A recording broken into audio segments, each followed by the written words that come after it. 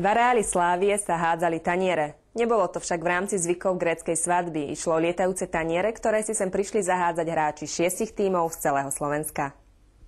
1. októbrovú nedeľu sa na futbalovom ihrisku v areáli Slávie Trnava konali majstrovstvá Slovenska v Ultimate Frisbee. Účasť bola bohatá.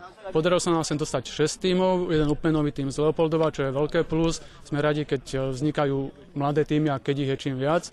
Každý hráč je vítaný. Takže sme radi, že nás je tu toľko. Po iné roky sme mávali účasť len 4-5 tímov, čo bolo trošku také skromné. Počasie je nádherné, aj keď trochu pofúkuje, ale zápasy sú v podstate bojovné a radostné. To je jedna z dôležitých predností tejto hry.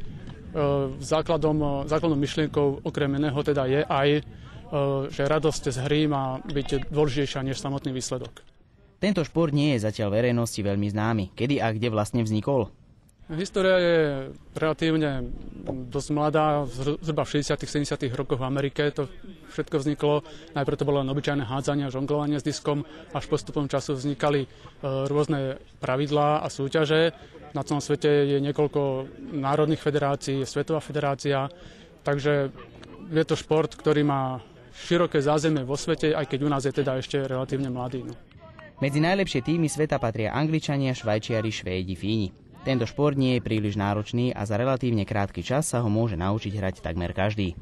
Medzi nami sú hráči, ktorí to hrávajú rok a už sú celkom dobrí. Sú medzi nami hráči, napríklad ako ja, ktorí už sa tomu venujú zhruba 3 roky a dostávajú sa v podstate na takú tú strednú úroveň.